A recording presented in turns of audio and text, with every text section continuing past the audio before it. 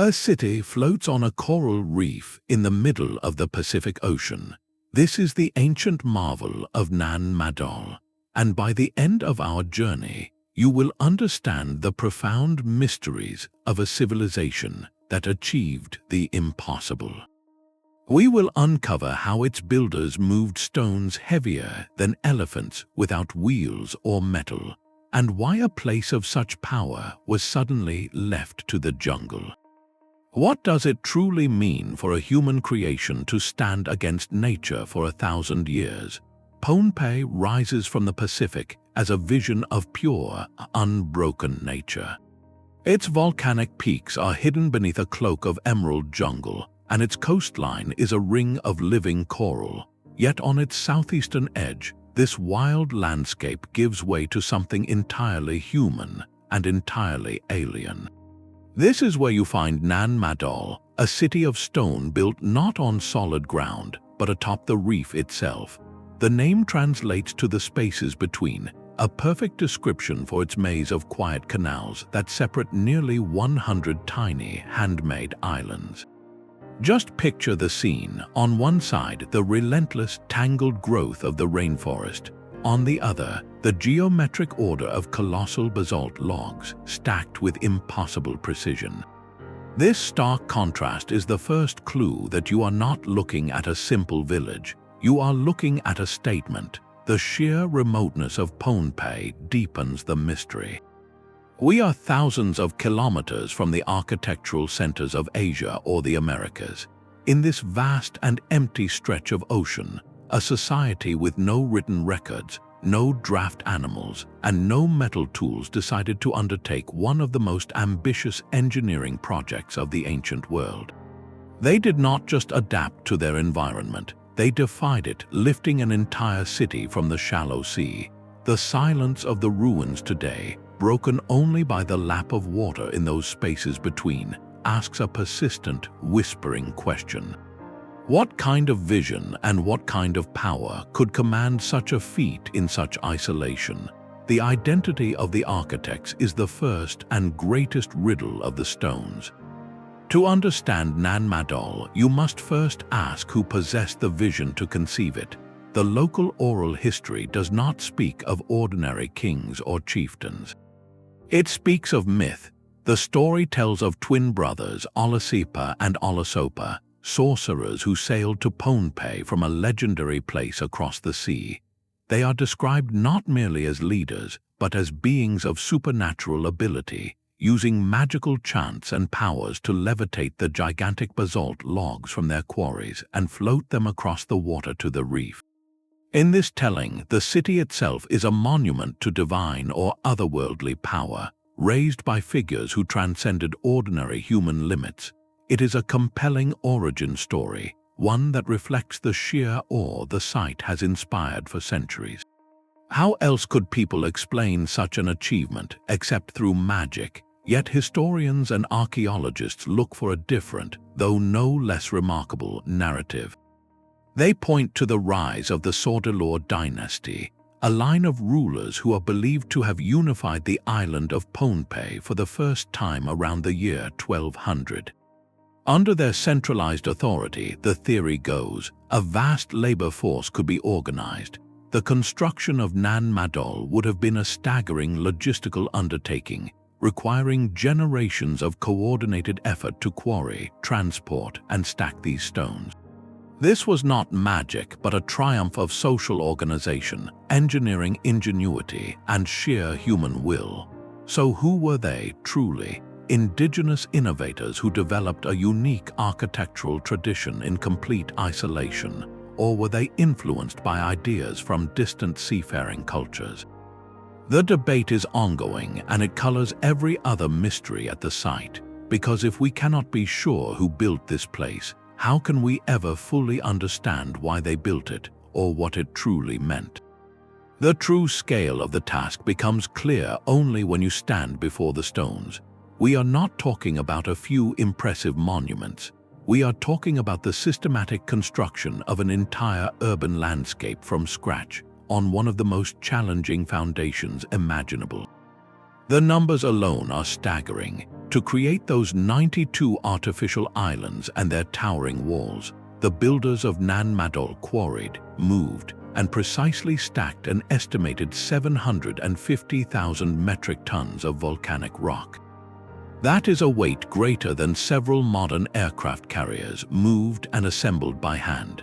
The primary building material was prismatic basalt, a volcanic rock that naturally forms into geometric, often hexagonal columns. Think of it as nature's own perfect building blocks, like a colossal set of stone pencils. But these pencils were not small. Individual columns could measure up to 7 meters long and weigh as much as 50 tons, heavier than a fully loaded semi-truck. And here is the first logistical impossibility. These basalt logs were not sourced locally from the reef. They were cut from quarries scattered across the main island of Pohnpei, some lying many kilometers inland, up steep jungle slopes and across rugged terrain. The builders had to solve a puzzle with 3 distinct and monumental steps. First, they had to extract these multi-ton columns from the bedrock. Then, they had to transport them across miles of dense, mountainous jungle without wheels or pack animals. Finally, they had to move them across open water and lift them into position on the unstable, shifting surface of the coral reef. How do you even begin such a process?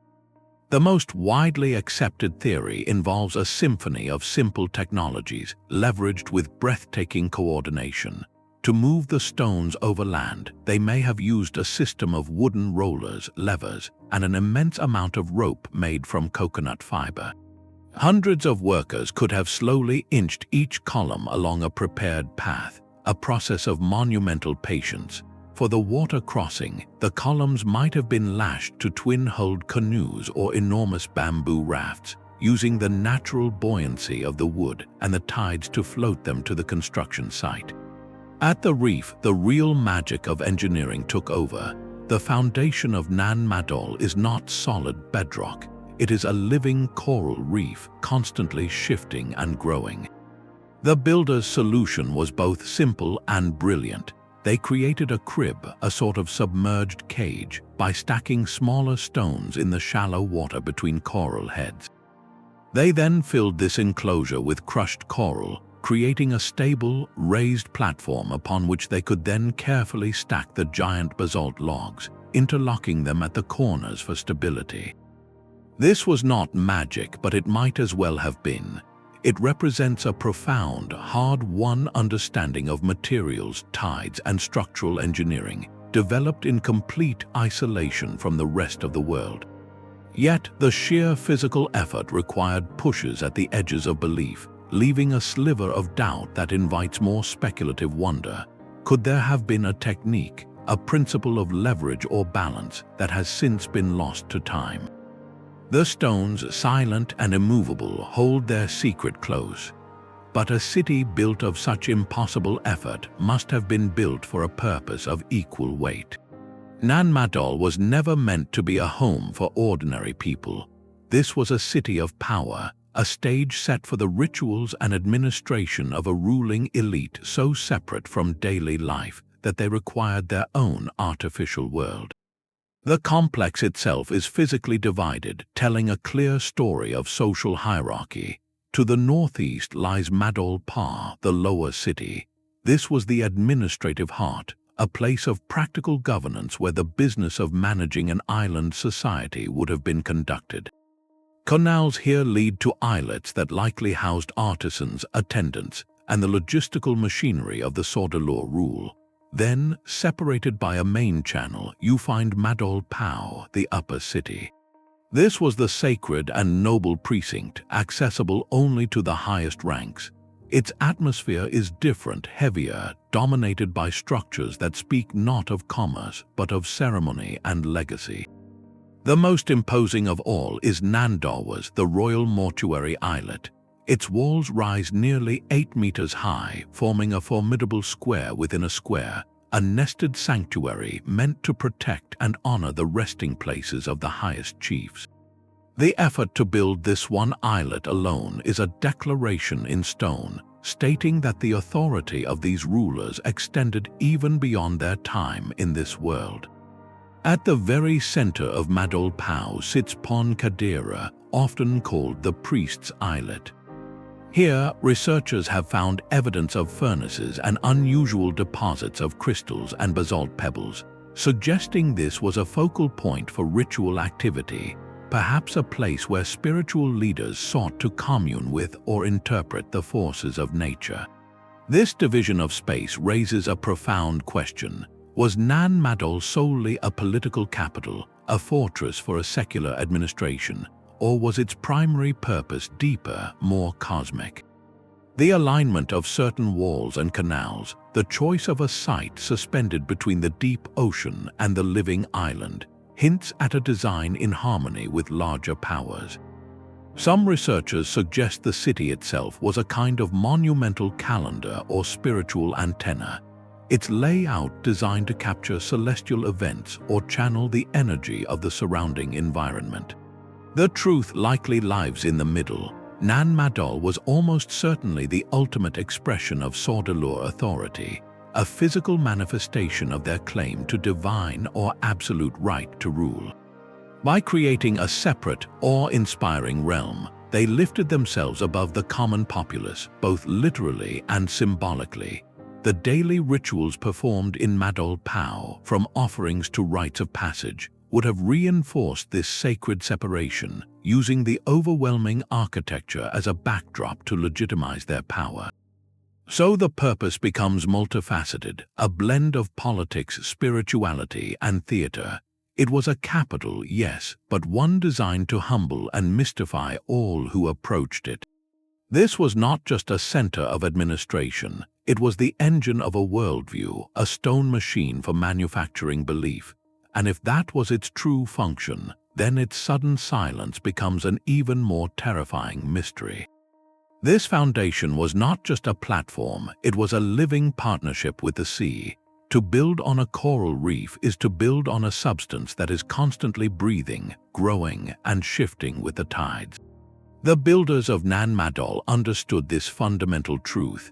Their first act was not to place stone upon stone, but to create an entirely new type of ground. They gathered countless tons of loose coral rubble, broken pieces from the reef itself, and piled this material into enormous mounds right on the shallow reef flat. Imagine building a sandcastle, but on a monumental, city-wide scale, using the ocean's own broken bones as your primary material. Upon these unstable, compressible mounds, they then began their meticulous work with the basalt logs. They did not simply stack them, they laid them in careful, crisscrossing patterns, like a master woodworker crafting a log cabin, but with stones heavier than trucks. This interlocking grid created a stable, flexible platform that could distribute the immense weight evenly across the soft coral beneath. The genius of this method is its dynamic response. During an earthquake, the coral rubble foundation would compress and shift slightly, absorbing the energy of the tremor. During a typhoon, when massive waves would crash against the walls, this same flexible base allowed the entire structure to move just enough to avoid catastrophic fracture. In essence, they did not fight the ocean's power, they designed a city that could yield to it and then return to its original form. This is marine engineering of a stunningly sophisticated order. It demonstrates a deep, observational science developed over generations, a knowledge of how materials behave under stress that feels almost modern in its insight. The intricate network of canals cutting through the city served a dual purpose. They were the highways of Nan Madol, allowing canoes to move people and supplies silently between the islets. But they were also a critical part of the hydrological system. These channels managed the daily tidal flows, preventing water from pooling and stagnating, and ensuring that the constant pulse of the ocean helped to stabilize rather than undermine their incredible stone creation. To stand there is to witness not just a city but a conversation, a 1,000-year-old dialogue between human ambition and the immutable forces of the natural world. Look closely at any wall in Nan Madol, and you will see the fingerprints of its builder's ambition. The stonework itself is a language, and it speaks of control, of order imposed upon chaos.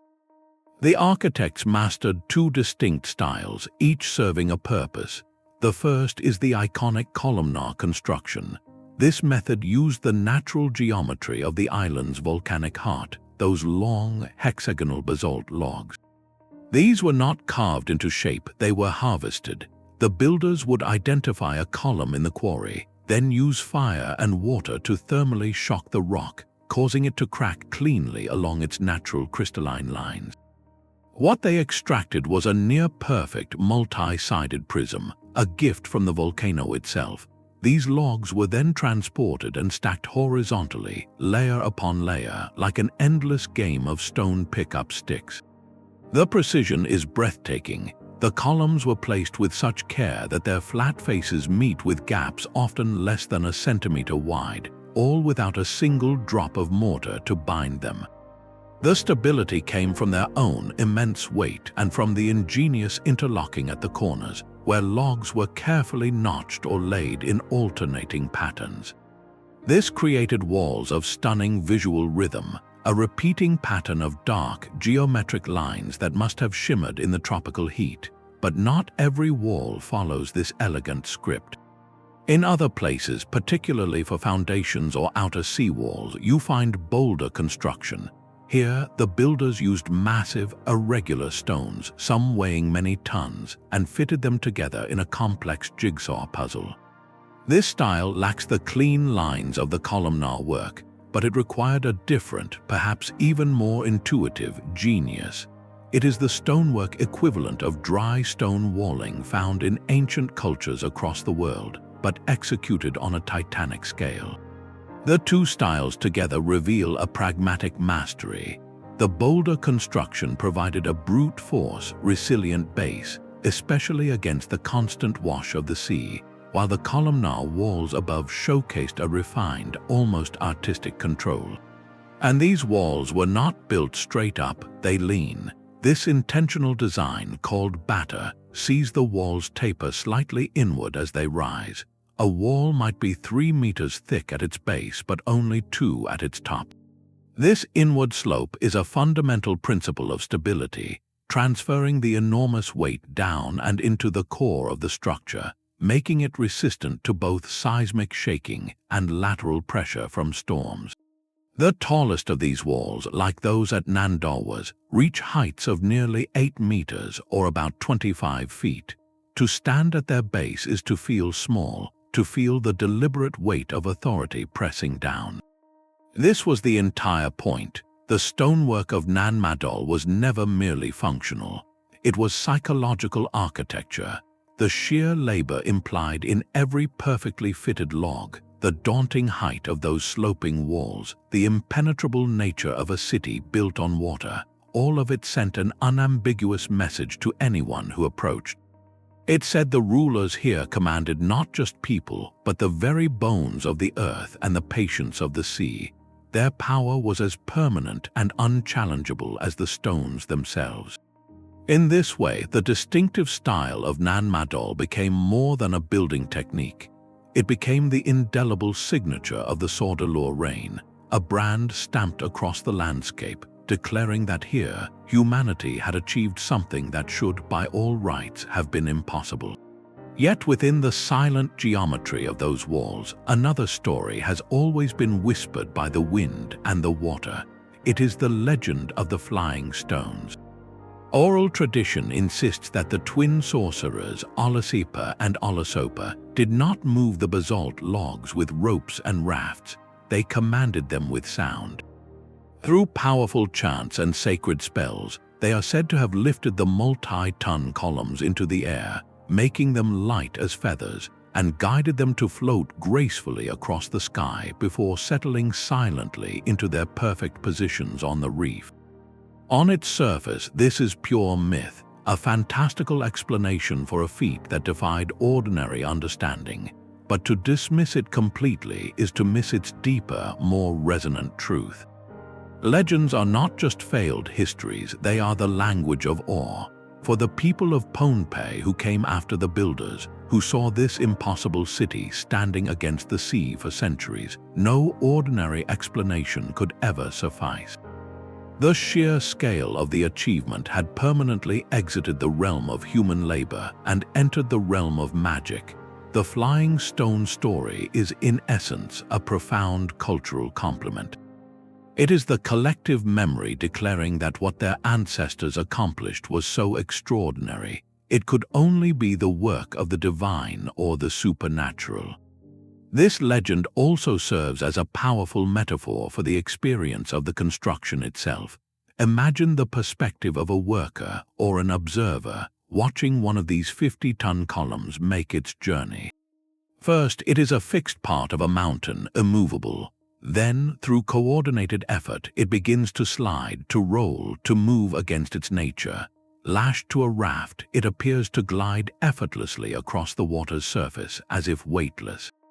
Finally, through a system of levers and ramps, it is lifted into the air and placed with precision high upon a wall. From a distance, to someone not involved in the grueling, year-long process, might that not look like flying? The legend collapses generations of backbreaking innovation into a single, miraculous image, preserving the wonder of the act while the mechanics faded from common knowledge. Furthermore, this story performed a vital function. It ensured the site's legacy. A tale of magical flight is far more captivating, far more memorable than a technical manual on coral cribbing and lever systems. By wrapping the origins of Nan Madol in the supernatural, the storytellers guaranteed that the awe it inspired and the cautionary power it held would be transmitted from parents to children for 1,000 years. The stones did not literally fly, but the story about them certainly did, carrying the memory and the mystery of this place across the centuries on wings of wonder. In this way, the legend is not an alternative to history. It is an essential part of the site's cultural fabric, teaching us that sometimes the truest measure of an achievement is not how it was done, but how completely it reshapes the imagination of those who come after. The story of the stones is inseparable from the story of the rulers who commanded them. For centuries before their arrival, Pohnpei was likely a patchwork of independent clans, each governing their own valley or coastline. The arrival of the Saudeleur dynasty changed everything. Their name itself, meaning Lords of Deleur, speaks of a new, overarching authority. Deleur is thought to be a legendary homeland, and by claiming this title, the Saudeleurs were not just political leaders, they were inheritors of a mythic legacy, setting themselves apart as something more than mortal chieftains. Their great project was unification, a process that historical accounts suggest was achieved through a combination of strategic genius and overwhelming force. They are credited with bringing the island's scattered communities under a single banner for an astonishing span, perhaps 500 years. This was not a loose alliance, but a highly centralized state, and its nerve center was the floating city. Nan Madol was the ultimate instrument of this control. By placing their capital on an artificial archipelago surrounded by water, the Saudeleurs created a fortress that was both physically and symbolically separate from the land and its people. Approaching the seat of power required a deliberate journey by canoe, a ritual of arrival that reinforced the distance between the rulers and the ruled. Within those high walls, a complex system of administration was established. The Saudeleurs instituted a rigorous tribute system, demanding regular offerings of food, resources, and labor from every corner of Pohnpei. This was the economic engine that sustained the city and its projects. Yams, breadfruit, and fish would have flowed into the city's storehouses, while the obligation to provide workers for construction and maintenance became a permanent fact of life for the island's population. This centralized extraction of wealth and effort allowed for the city's expansion and the dynasty's stability. It transformed Nan Madol from a remarkable construction site into a functioning capital, the administrative heart of Pohnpei's first true kingdom. The legacy of this dynasty, however, is deeply complex. oral histories passed down through generations paint a picture of a rule that grew increasingly rigid and demanding. The very awe inspired by the stone city was intertwined with a fear of the power it represented. The Saudeleurs were not just unifiers, they were, in the memory of the culture, absolute monarchs whose will was law. This duality is etched into the site itself. The awe-inspiring engineering that speaks of human achievement is also the architecture of control, a permanent reminder of a system that demanded much from its people. The Dynasty's story is ultimately one of profound transformation, showing how a vision of unity, when executed with absolute authority, can reshape an entire society and leave a mark upon the landscape that endures long after the rulers themselves are gone. Within the high walls of Madol Pao, daily life moved to a sacred tempo. This was not a bustling metropolis with a common populace, but a meticulously choreographed stage where every action, from the grandest ceremony to the simplest meal, was a performance reinforcing the Saudeleur order. The permanent residents were a select few, priests who maintained the spiritual connection to the ancestors and the gods, nobles who administered the will of the dynasty, and their personal retainers who attended to every need. Their entire existence was framed by the architecture of power that surrounded them. The most profound rhythm was not the sun, but the sea. The intricate network of canals was the city's circulatory system, and its pulse was the tide. Travel between the islets by outrigger canoe was only possible during certain hours when the water level was high enough to navigate the channels. This imposed a natural schedule on all movement, turning a simple journey across the city into a ritual synchronized with the moon's pull. Sustenance came from a managed relationship with the water as well. While tribute from the main island supplied staples, the city itself practiced advanced aquaculture. Stone enclosures built into the reef created tidal ponds where fish and shellfish could be raised and harvested, a reliable and sacred food source under the direct control of the elite. Archaeological evidence points to a highly organized division of labor. Specific islets were dedicated to essential crafts. On one, the smell of burning wood and the sound of adzes would have signaled canoe builders at work, maintaining the fleet that was the dynasty's lifeline. On another, artisans likely produced the ceremonial goods, the polished shell ornaments and woven textiles that denoted rank and were used in offerings. Food preparation areas marked by hearths and cooking platforms were separate from living quarters, indicating a society where even domestic tasks followed a formal, prescribed order. In this world, status was measured in meters by your physical proximity to the sacred center. The closer your dwelling was to the mortuary enclosure of Dauwas, the higher your standing. This spatial hierarchy was a constant, silent education. A noble walking the canals would literally look down upon the quarters of a craftsman on a lower islet. Every interaction, every glimpse of the soaring ritual platforms reinforced the immutable truth of the social structure. Life here was a continuous act of legitimization. When priests performed rites asking for abundant harvests or calm seas, they were not just appealing to the gods, they were demonstrating that the Saudeleurs alone could intercede with these forces for the good of all. A feast prepared from the sacred fish ponds was not just a meal, but a display of the dynasty's privileged access to nature's bounty. In Nan Madol, there was no separation between the spiritual, the political, and the mundane. Baking bread, repairing a canoe, chanting a prayer, all of it served the same ultimate purpose: to maintain the awe-inspiring, water-locked order upon which the ruler's authority floated. But within this intricate order of stone and ceremony, one ritual speaks most vividly to the spiritual world the Saudeleurs sought to command. On a small, unassuming islet named Idade, the focus of devotion was not a carved idol or a towering monument, but a living creature. Here, priests maintained the cult of the Sacred Eel. A giant eel, likely a species of moray or conger, was kept in a special tidal pool or enclosure. This was no mere pet, it was understood to be a physical vessel, a manifestation of a powerful deity or perhaps the spirit of a paramount ancestor. Its presence turned the entire islet into a temple, and its daily care was not a chore, but a crucial state ritual of the highest order.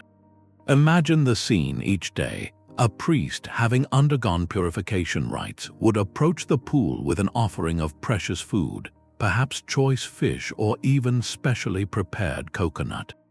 The act of feeding was a direct communion with the divine. The eel's response, its eagerness or reluctance to eat, its movements in the water, every detail was scrutinized as a vital omen. A healthy, active eel signaled the favor of the gods, promising calm seas, abundant harvests, and stability for the dynasty. Conversely, if the eel appeared listless or refused food, it was a portent of coming hardship, a divine warning that required immediate ritual action to appease the spirits. This practice reveals the deeply animistic heart of the belief system at Nan Madol. The world was seen as alive with spiritual forces residing in natural elements, animals, and places. Power was not abstract, it flowed through the land, the sea, and its creatures. By bringing one of these powerful forces, the eel, into the very heart of their capital, and making its well-being a central state concern, the Saudeleur rulers performed a masterstroke of symbolic politics. They positioned themselves as the essential intermediaries between the people and the capricious forces of nature. The message was clear: the health of the kingdom was literally tied to the health of the eel, and only the priests and rulers of Nan Madol had the sacred knowledge to maintain that vital connection. In this way, a simple act of feeding a creature became a profound tool of control, weaving spiritual belief directly into the fabric of political authority, ensuring that the people's fate and their loyalty remained anchored to the floating city. But even the most perfectly engineered system can develop a fatal flaw. For all its stone-bound power, the Saudeleur dynasty was not invincible. Its authority, built so visibly upon the labor and tribute of the people, began to sow the very seeds of its own destruction. Oral histories passed down through generations speak of a rule that grew increasingly rigid, a tribute system that felt less like a shared duty and more like an endless extraction. The awe inspired by Nan Madol's walls could curdle into resentment when those walls symbolized a demand that never ceased. This growing discontent created a crack in the dynasty's foundation, a weakness that an outside force would soon exploit. That force arrived from across the sea, from the island of Quarrying, several hundred kilometers to the east. His name was Isokelekel, and in the legends he is not a mere invader, but a destined liberator. Some stories say he was the son of a Pohnpeian woman and a Quarrying chief, a man with a claim to the throne and a righteous cause. Others paint him as a cunning strategist who saw an empire ripe for the taking. Whatever his origins, Isokelekel gathered a force and set his sights on the floating city.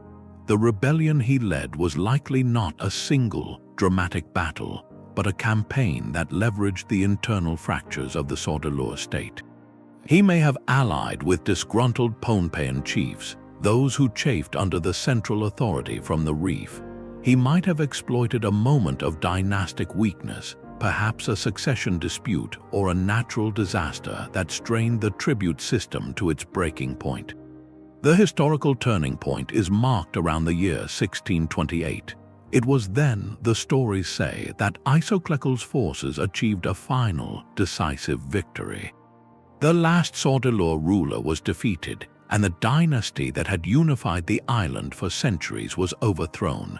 With the fall of the rulers, the very reason for Nan Madol's existence evaporated. The city was a machine built for one specific purpose: to manifest and protect Saudeleur power. That power was now gone.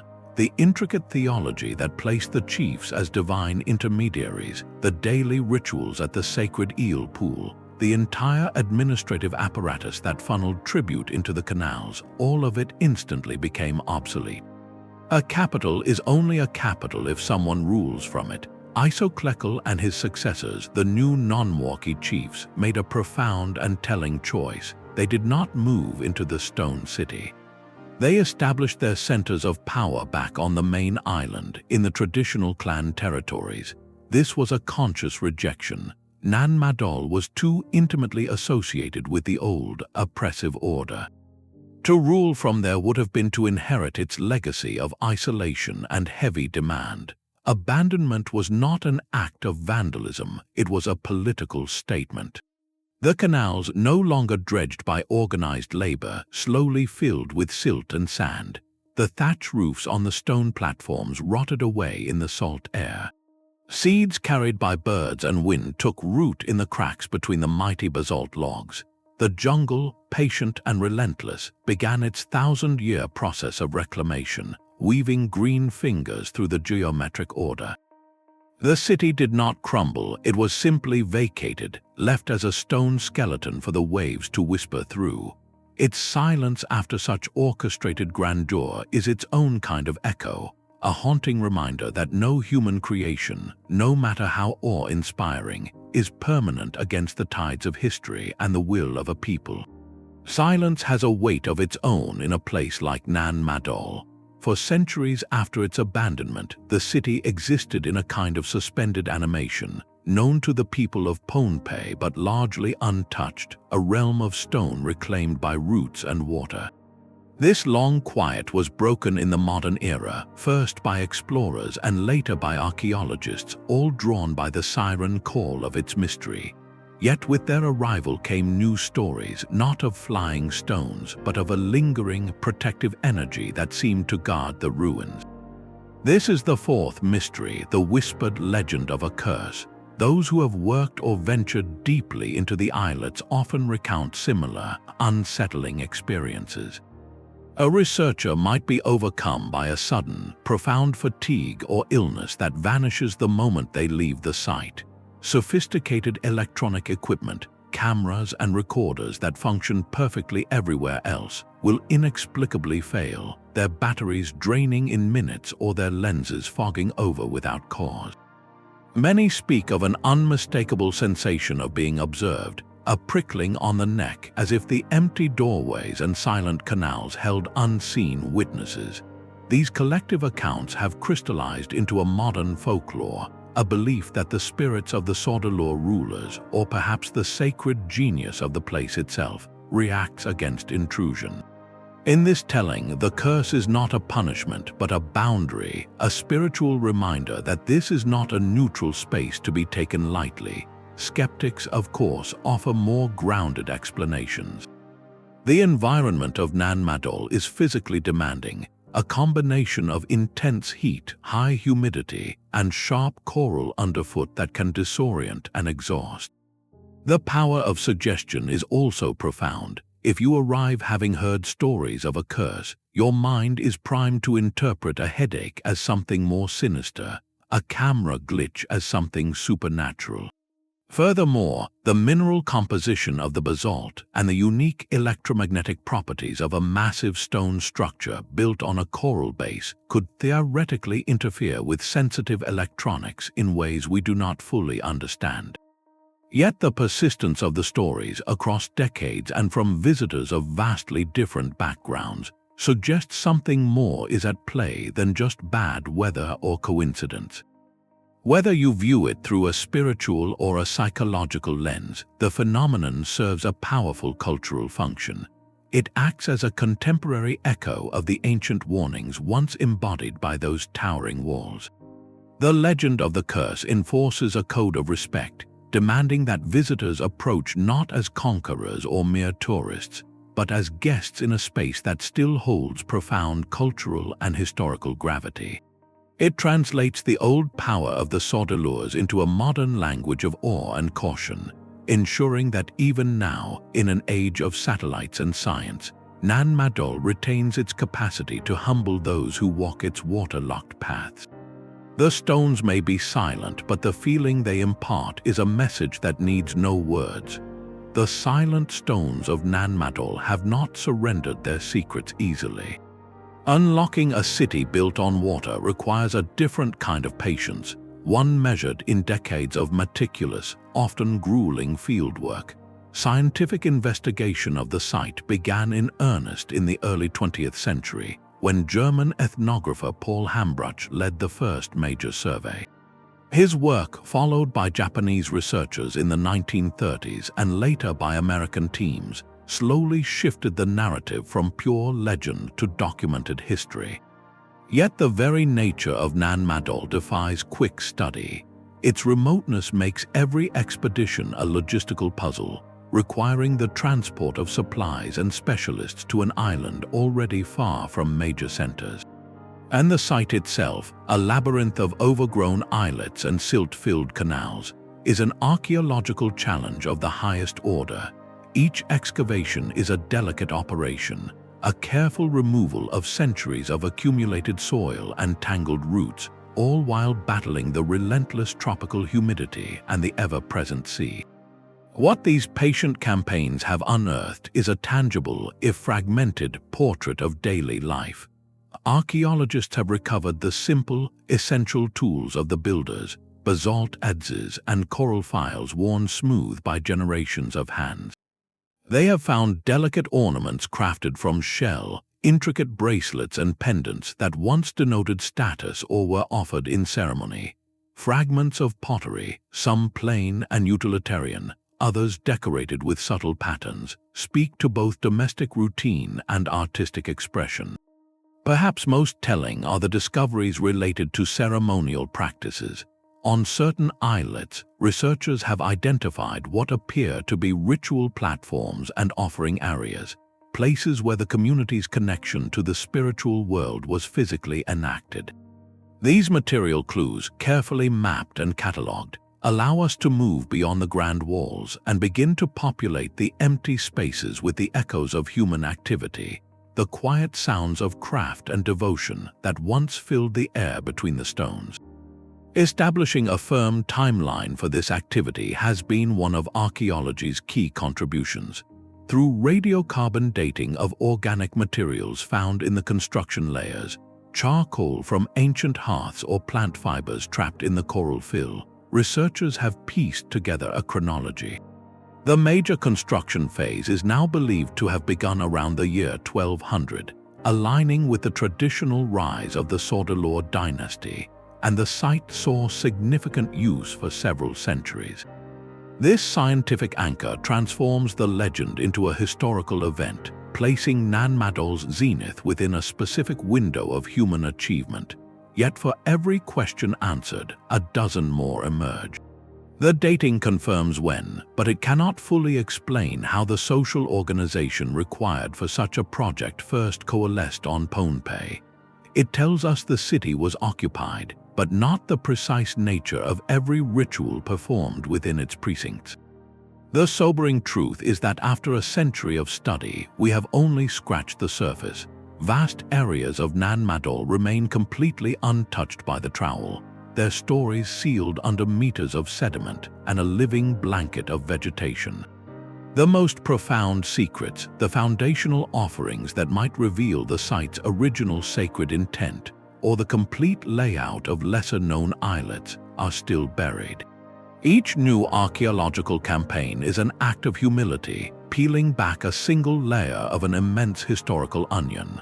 The core mysteries, the full spiritual meaning, the precise logistics of the stone moving, and the intimate details of the dynasty's final days all stubbornly resist simple, definitive answers.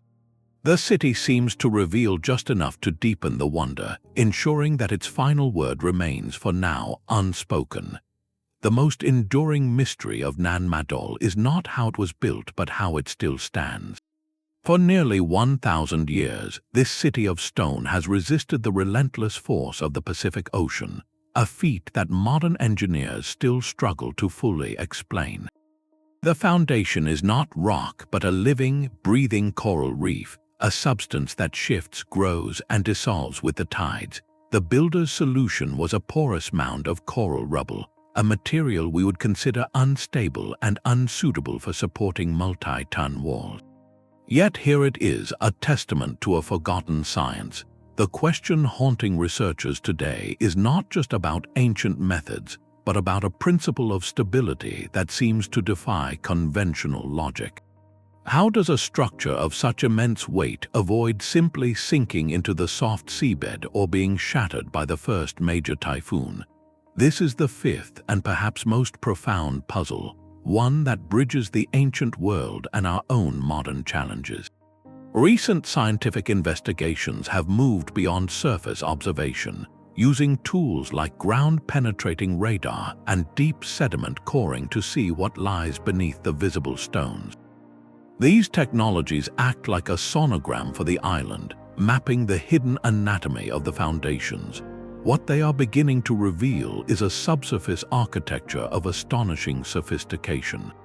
The coral rubble is not a haphazard pile.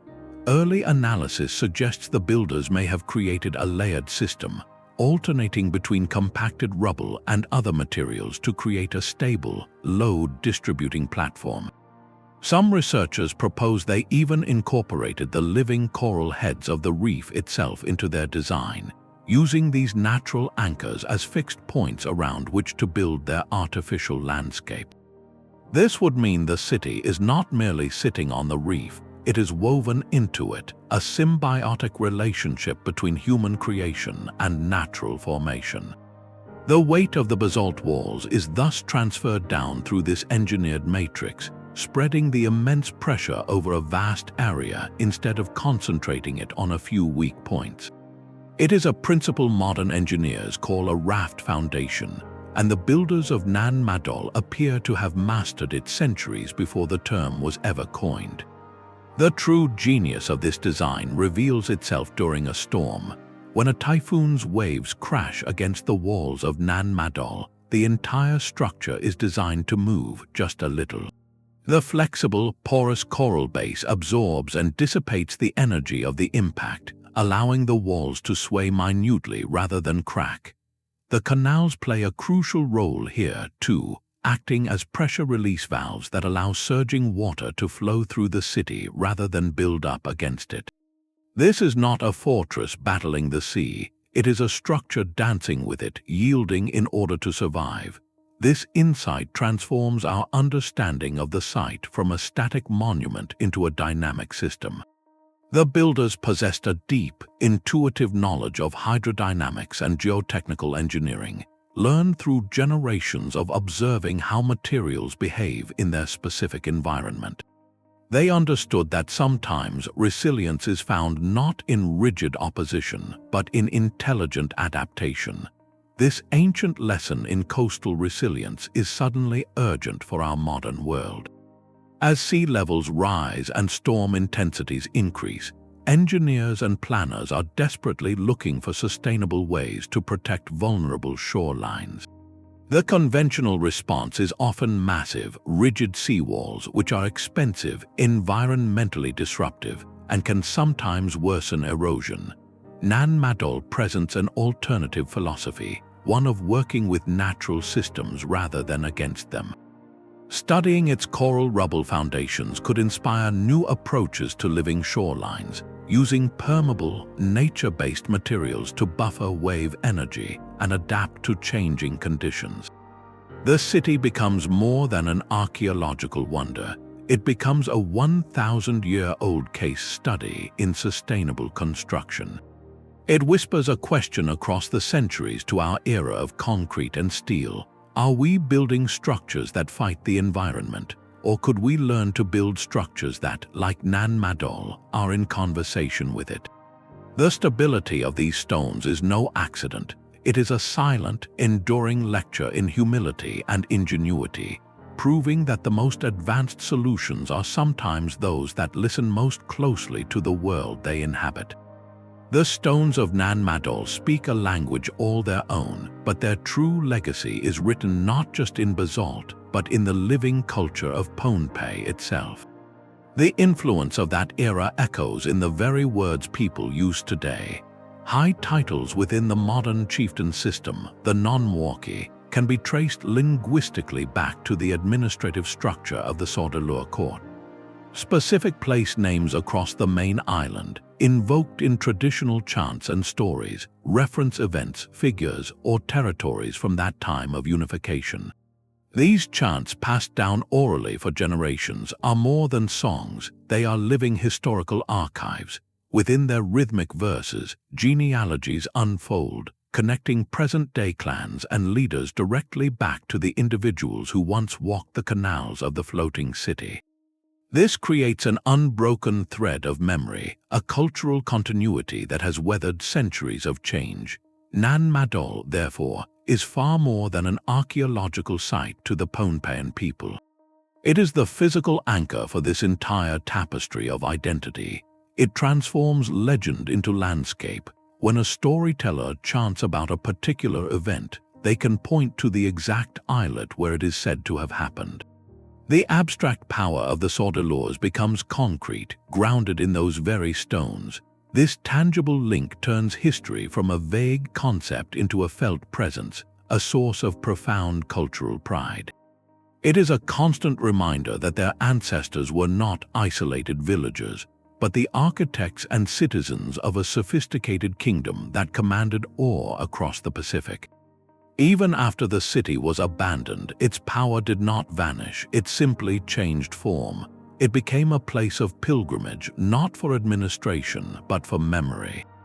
People would visit not to live, but to connect, to leave offerings, or to simply feel the weight of the past. The legends that grew around it, of the flying stones and the protective curse, served to maintain its sacred status, ensuring it was treated with respect rather than being looted or forgotten. In the modern era, this legacy takes on new dimensions. For the Pohnpei people, Nan Madol stands as an irrefutable symbol of ancestral ingenuity and resilience. It counters any narrative of isolation or simplicity with a silent, monumental rebuttal. It proves their forebears possessed visionary engineering, complex social organization, and a spiritual depth that rivaled any great civilization. This instills a powerful sense of identity and place in the world. The site is a classroom without walls, teaching each new generation about the heights their culture can achieve.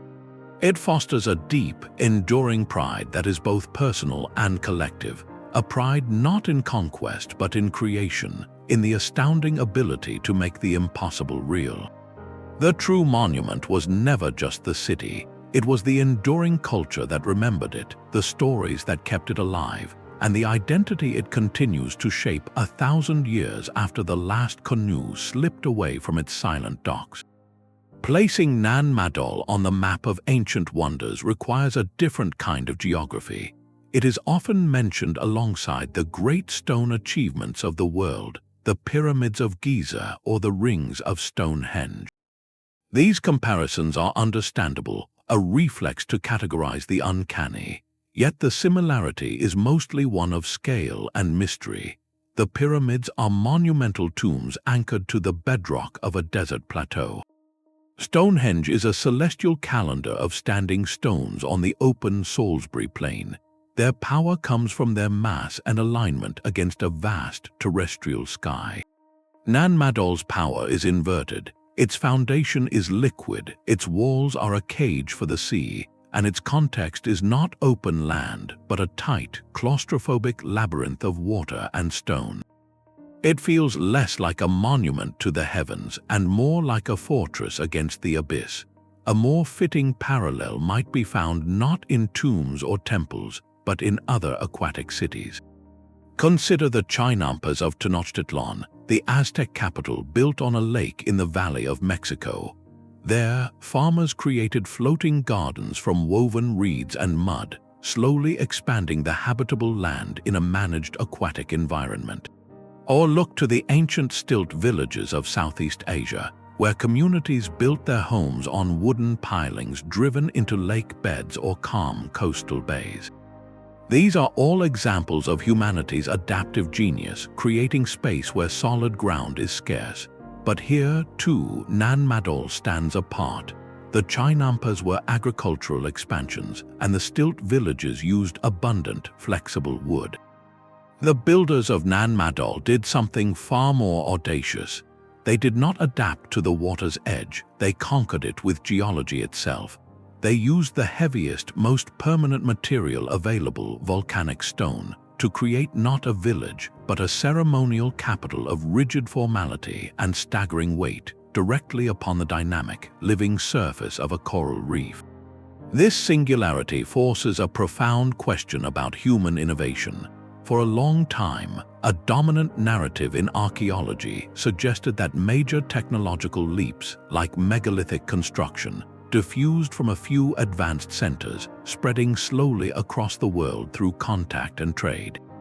Nan Madol dismantles that assumption with quiet, stubborn force. Its development appears completely isolated.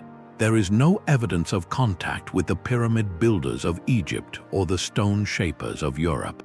Its prismatic basalt construction technique, its coral crib foundation, its entire aquatic urban plan, all seem to have been invented right here in this remote pocket of the Pacific.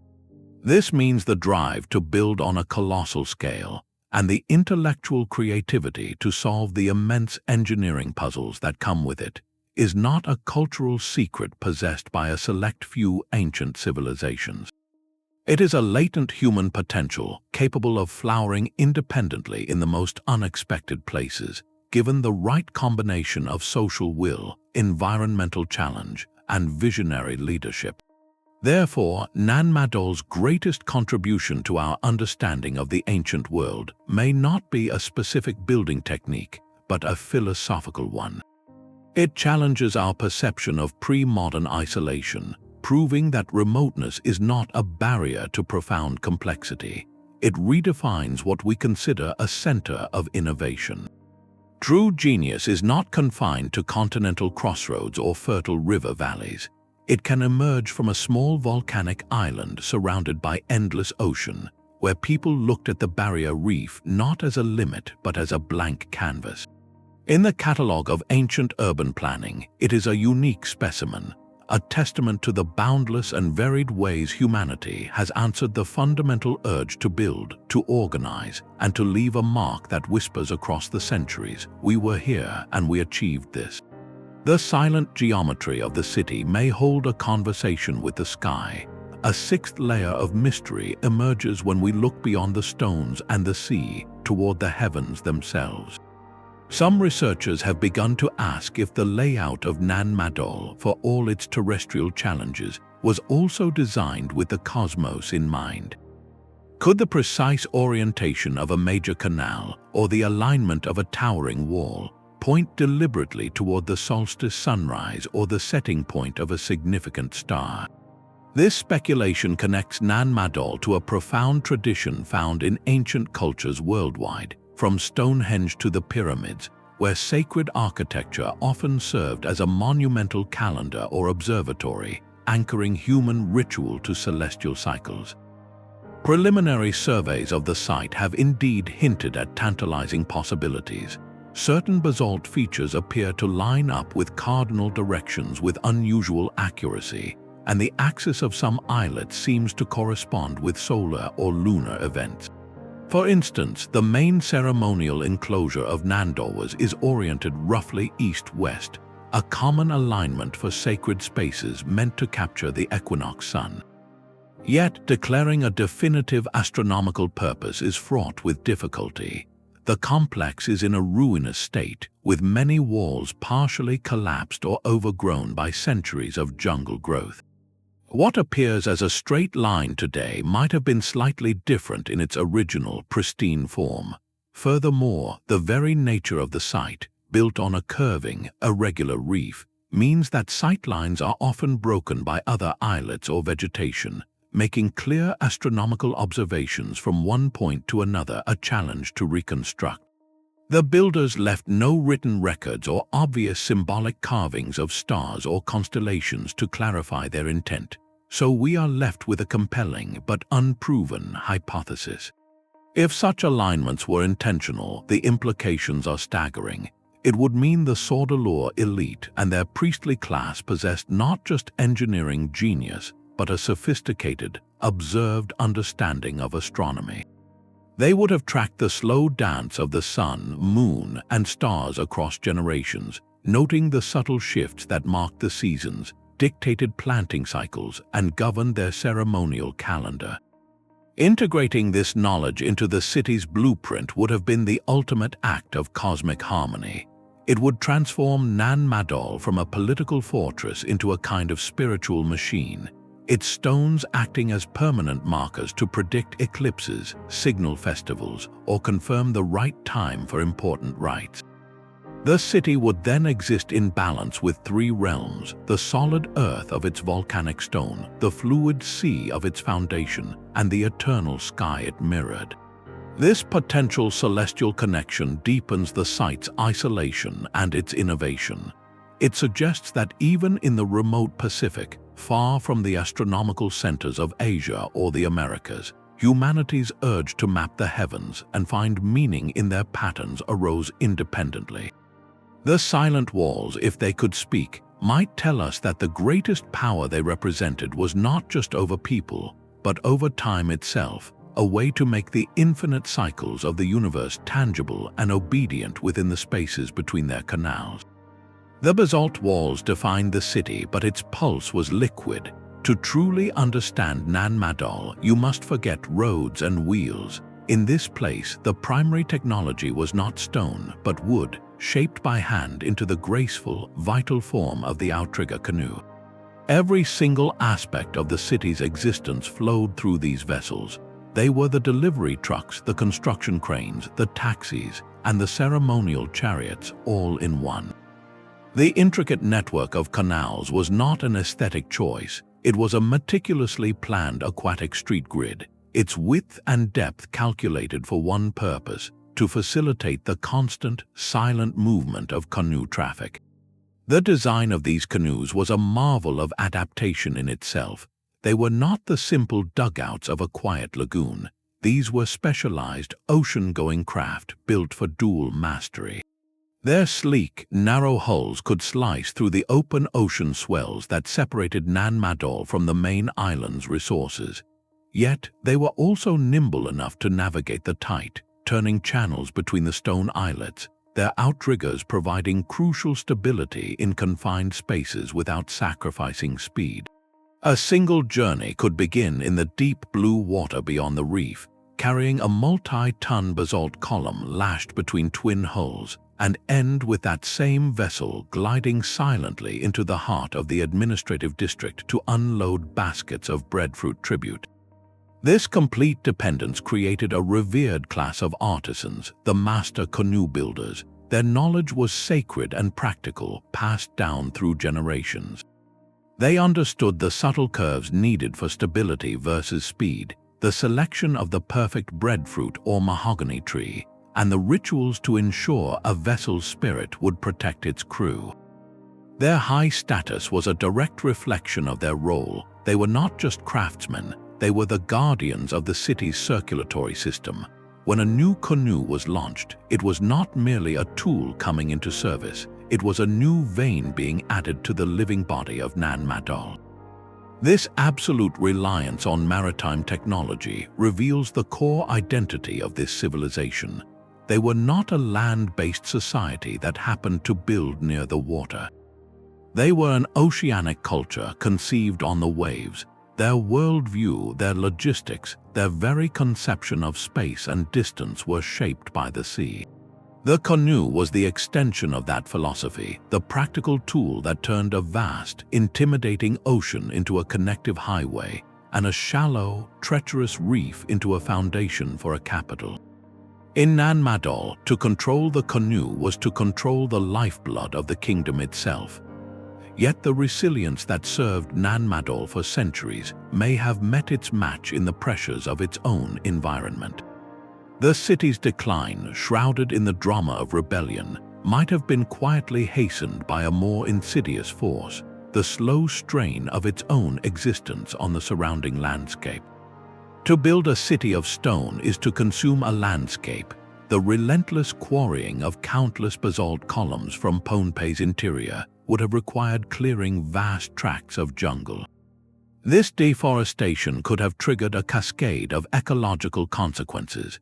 Without tree roots to hold the soil, rainfall would have washed precious topsoil into the rivers and out to sea, potentially smothering the coral reefs that were the foundation of the marine food web.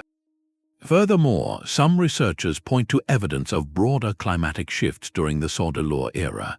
A prolonged period of drier conditions or altered rainfall patterns could have stressed the agricultural systems that fed the island, making the heavy tribute demands of the floating capital increasingly unsustainable for a struggling population.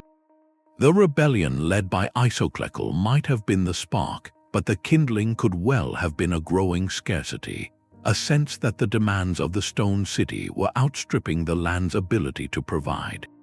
This introduces a haunting dimension to the story. The very act of creating a monument meant to project eternal power may have unknowingly undermined the ecological foundations that supported that power. It is an ancient echo of a dilemma we recognize all too well today. The greatest threat to Nan Madol now is not rebellion but the sea itself. The climate stability that allowed the city to endure for a millennium is shifting. Global sea levels are rising, and the Pacific region faces more frequent and intense storms. The ingenious coral rubble foundation, designed to flex with normal tides and typhoons, was never engineered for the permanent inundation and ferocious wave energy that a changing climate now delivers. Saltwater corrosion works silently on the basalt. Storm surges riding on higher sea levels pound against walls that have withstood centuries but now face a force multiplier. The canals, once meticulously managed, are now often choked, altering the hydrological balance that kept the structures stable. In this way, Nan Madol transforms from an archaeological wonder into a profound symbol. It stands at the intersection of human achievement and planetary change, a stone sentinel witnessing the long-term conversation between civilization and environment. Its past suggests how environmental stress can contribute to a society's challenges, and its present vividly illustrates the vulnerability of even our most enduring creations to a world we are reshaping.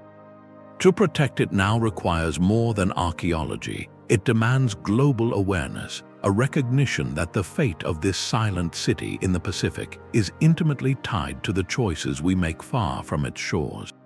Its continued survival becomes a test, a question written in stone and water, asking whether we can learn from the subtle vulnerabilities of the past to safeguard the legacy of human ingenuity for the future. The perfect geometry of the basalt logs is a puzzle in itself. Each column seems almost machined, with flat planes and sharp angles that fit together like a master carpenter's joinery. But this precision was not achieved with metal chisels or power tools. The builders were working with one of the hardest stones on Earth, a volcanic rock that fractures unpredictably. So how did they achieve such clean, uniform building blocks? The answer begins not at the construction site, but deep within the island's volcanic heart. Prismatic basalt forms as thick lava flows cool slowly and contract. This natural process creates a network of vertical fractures, splitting the rock into those iconic hexagonal or pentagonal columns. The builders of Nan Madol were not shaping stone from a formless mass. They were harvesting a natural resource with an understanding that feels almost prescient. They identified these columnar formations in the quarries and then used the environment itself as their primary tool. The most likely technique involved thermal shock. Workers would build a hot fire along the line where they wanted a column to separate from the bedrock. Once the stone was superheated, they would rapidly cool it by dousing it with seawater. The sudden temperature change causes the rock to crack cleanly along its existing crystalline boundaries, popping out a near-perfect prism. It is a process that requires immense patience and a deep, generational knowledge of the material's behavior. The mystery deepens when you consider the logistics. Not every column would be perfect. Some would fracture poorly or have irregular nodules. The builders must have developed an expert eye for selection at the quarry face, choosing only the most uniform columns for the long, arduous journey to the reef. This implies a sophisticated quality control process embedded in the workflow, a system to minimize wasted effort from the very start. At the construction site, the final fitting remains a quiet marvel. While the columns have naturally flat faces, they are not absolutely uniform. The builders would have had to test the fit of each log, rotating it, perhaps tapping it with a stone hammer to listen for a solid seat, or using coral sand as an abrasive to grind down minor high spots. The goal was not a perfect, seamless joint, but a stable, interlocking fit that distributed weight evenly. The lack of extensive tool marks on the finished walls is telling. It suggests their method was one of intelligent selection and minimal adjustment, a philosophy of working with the stone's inherent form rather than forcing it into a new one. This represents a lost art of efficiency, a stone-working tradition that maximized result while minimizing the back-breaking labor of carving. Modern engineers analyzing the walls note the incredible economy of the system. There is almost no evidence of cut stone or shaped blocks, only these selected natural prisms. The entire city, in a sense, is a feat of geological curation. The builders saw the mountain not as an obstacle, but as a prefabricated kit of parts, and they possessed the cultural knowledge to assemble it. This lost art challenges our modern assumptions about progress. We often equate advanced technology with complex machinery, but at Nan Madol, advanced technology was a profound, observant relationship with the natural world, an ability to listen to the stone and persuade it with fire and water to become the foundation of a dream. The islet of Dauwas stands as the ultimate expression of Saudeleur ambition. Within the entire watery maze of Nan Madol, this mortuary compound is the most monumental, the most fortified, and the most spiritually charged. Its very design is a statement in stone, a fortress for eternity built not for the living but for the honored dead of the ruling line. Approaching it, you are met by two concentric walls, the outer one soaring nearly 8 meters high. These are not simple barriers, they are sheer cliffs of dark basalt, built with the largest and most perfectly fitted columns in the entire complex. The message is immediate and unambiguous. This space is separate, protected, and inviolable. Access is granted through a single, narrow entrance in the outer wall, a deliberate bottleneck that forces any visitor into a state of procession and humility. You do not stroll into Nan Dauwas, you are funneled into it, your path controlled by the architecture itself. Once inside the outer courtyard, you face the inner wall, another towering enclosure with its own restricted gateway. This nested design, a square within a square, creates a profound sense of layered sanctity.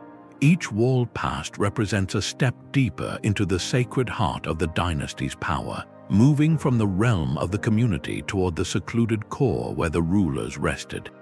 At the very center lies the primary vault, a sealed chamber where the physical remains of the highest chiefs were interred. The rituals performed here would have been the apex of the entire Saudeleur ceremonial calendar. These were not public spectacles, but intensely private rites conducted by the highest priests and perhaps only the closest family. We can envision a solemn procession through those narrow gates, carrying offerings of precious shell ornaments, fine woven mats, and sacred plants. Chants would have echoed off the towering walls, prayers intended to guide the ruler's spirit and reaffirm the divine connection that legitimized the entire lineage. The architecture itself participated in the ritual. The staggering height of the walls blocked all outside view, creating a private, sky-bound chamber where the ceremonies were hidden from all but the chosen few. This seclusion was not about secrecy but about sanctity. It elevated the rulers in death as they had been in life, placing them in a realm apart, physically and spiritually removed from the common world.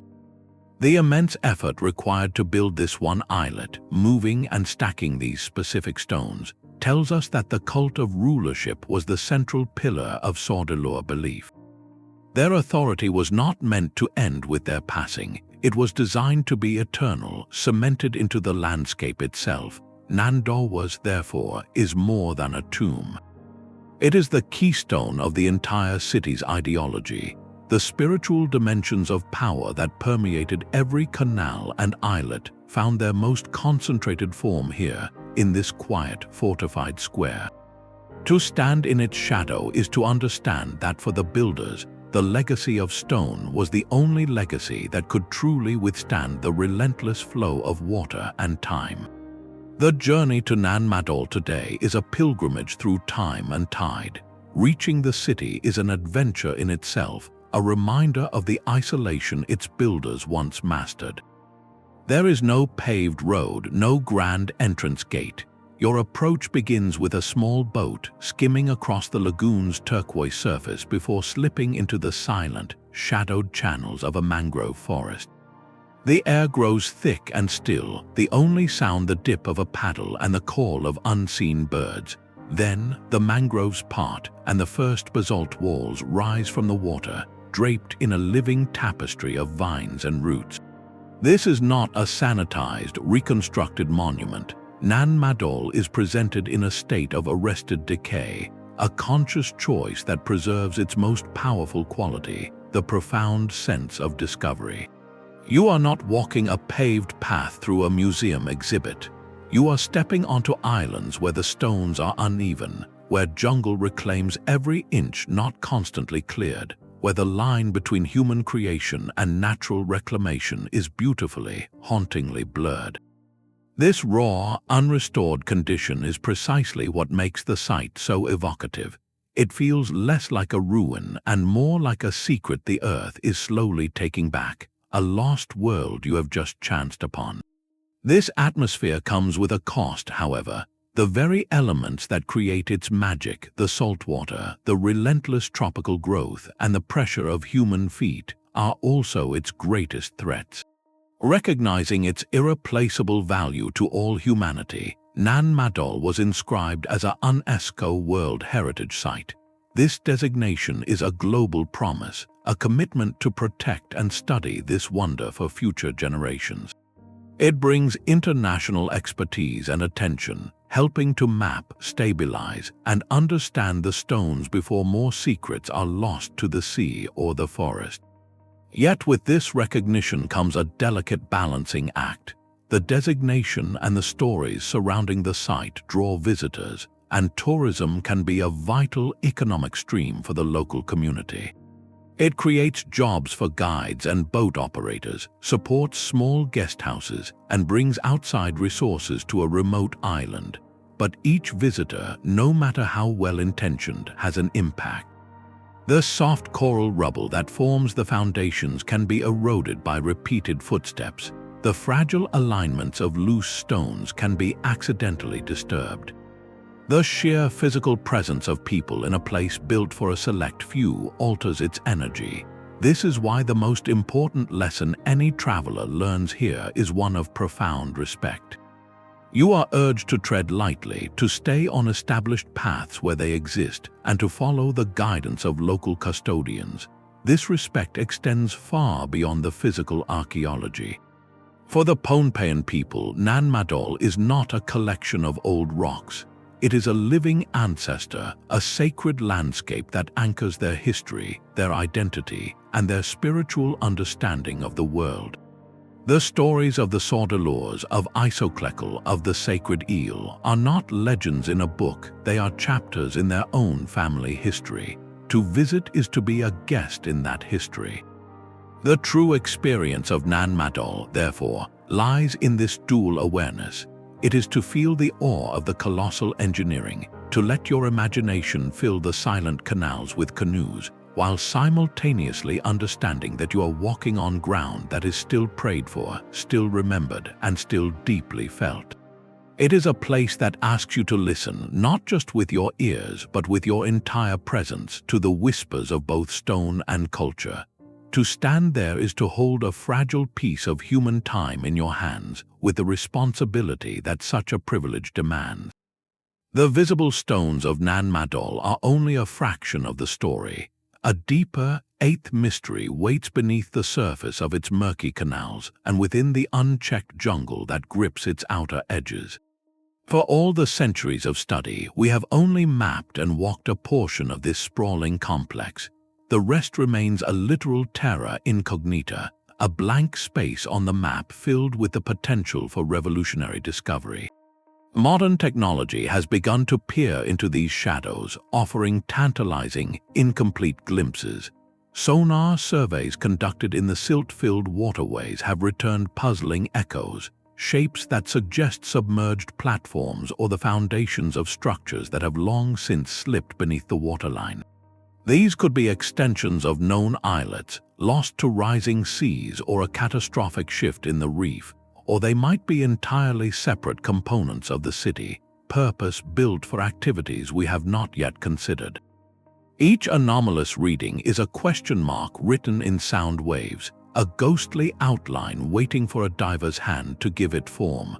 The challenge of exploration is as immense now as it was for the builders. Large sections of Nan Madol are virtually inaccessible, protected not by a curse, but by a formidable natural defense. On one side, the labyrinth of canals is choked with centuries of accumulated sediment, a deep, soft mud that swallows light and obscures everything below. On the landward side, the jungle presents a different kind of barrier. A wall of dense vegetation, thick with roots and vines, has woven itself into the very stonework of the outer islets. To clear it risks damaging the archaeology it conceals, and to penetrate it requires a painstaking, inch-by-inch effort. This difficult terrain has acted as a preservative, keeping secrets in a deep freeze of greenery and mud, but it has also kept them from our understanding. This enduring unknown is what keeps the site electrically alive in the imagination of every researcher who visits. The potential for a single discovery to rewrite our narrative is immense. What if, beneath that particular mound of vegetation, lies a structure that served as a royal archive? While the culture had no written script as we know it, they could have used other methods to record lineage, treaties, or ritual knowledge, perhaps on perishable materials that have long since decayed, leaving only the special building that housed them. Or perhaps a major temple dedicated to a deity or a cosmic principle we have not yet identified sits awaiting discovery, its alignment offering the definitive proof of the city's celestial purpose. The possibility of finding extensive workshops, areas dedicated solely to the shaping of stone tools or the polishing of ceremonial ornaments, could reveal the industrial heart of the operation, showing us the daily grind that fueled the dream. This promise of the undiscovered is a powerful engine. It ensures that Nan Madol is never a closed book, but a manuscript with most of its pages still sealed. It invites us to wonder not just about what we see, but about the vastness of what we do not. The next groundbreaking find might not be a towering wall, but a small, waterlogged artifact in a submerged canal that explains the purpose of an entire district. It underscores a humbling truth about archaeology, that our knowledge is always provisional, always one excavation away from being overturned. The greatest mystery of Nan Madol may ultimately be this, that for all its staggering presence, the most important parts of its story may still be hidden, resting in the silent dark, waiting for the future to give them a voice. The isolation of Nan Madol is so profound it almost demands a search for connections. Could such a complex idea truly have sprung from this single island, or did it arrive from across the sea? This question of external influence is a persistent undercurrent in the study of the site, fueled by both tangible details and the power of legend. Some researchers look to the wider Pacific and note architectural echoes. The use of stacked stone and ceremonial platforms can be found in other island cultures, from the Mari of Polynesia to ancient sites in Melanesia. The oral history itself tells of the twin sorcerers arriving from a distant land, a narrative that could be a cultural memory of actual voyagers bringing new concepts. Proponents of this diffusion theory suggest that long-distance canoe voyages, the lifeblood of Pacific exploration, could have carried not just people and goods, but also architectural ideas. A master builder from one island group arriving on Pohnpei might have inspired a local chief with tales of stone structures, planting the seed that would later grow into Nan Madol. It is a compelling thought that this city could be a node in a vast, invisible network of Pacific knowledge. Yet, the dominant view among archaeologists who have worked on the ground leans strongly toward a different conclusion, one of brilliant indigenous innovation. They point to the site's utter uniqueness. While other cultures used stone, none built an entire administrative capital on a coral reef using prismatic basalt in quite this way. The specific engineering solutions, the coral crib foundations, the intricate canal system, all appear perfectly adapted to Pohnpei's very specific environmental challenges. This suggests a long, local process of trial and error, a cultural tradition evolving over generations in response to its own landscape and social needs. The stylistic similarities to other sites, they argue, may reflect common human solutions to common problems, like moving heavy objects or creating sacred spaces, rather than direct copying. This debate is about much more than one city's blueprints. It touches on a fundamental theme in human history, the tension between diffusion and independent invention. Are great leaps in culture and technology usually sparked by contact and borrowing, or can they arise in complete isolation, born from a society's internal drive and genius? Nan Madol, in its silent, stubborn singularity, presents a powerful case for the latter. It stands as a monumental rebuttal to the idea that remote places are passive recipients of advancement from elsewhere. Here, in the vast emptiness of the ocean, a society looked at its volcanic mountains and its surrounding reef and envisioned something the world had never seen. They did not need a map from a distant land. They wrote their own blueprint in stone and water, proving that human creativity can ignite with spectacular force even on the most isolated of stages. Every stone in Nan Madol is a page in a history book written by the sea. Keeping that book from dissolving requires a constant, quiet battle fought not with armies, but with trowels and tide charts. The forces working against the city are relentless. The very coral foundation that gives it life is porous, slowly eroding from within by saltwater seepage. The jungle, magnificent in its reclamation, sends roots into the mortarless joints, slowly prying the mighty basalt logs apart. Major storms, riding on higher seas, now deliver waves with a ferocity the original engineers may never have anticipated, threatening to undermine entire sections of wall. The preservation work is therefore a delicate triage, addressing the most critical failures first. Teams of local workers and international specialists stabilize collapsing walls by carefully resetting displaced stones, using traditional methods where possible to maintain the site's authenticity. They clear invasive vegetation, a task that must be done by hand to avoid damaging the fragile stonework beneath.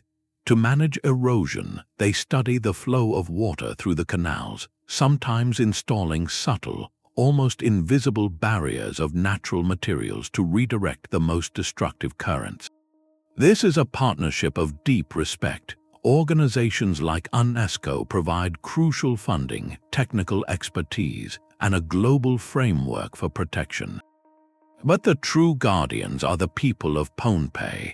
Local knowledge is indispensable, understanding not just the stone, but the rhythm of the seasons, the behavior of the local flora, and the traditional stories that explain why a particular wall is configured the way it is.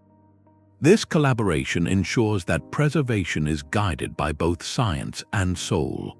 One of the most profound challenges is philosophical: how much should be restored?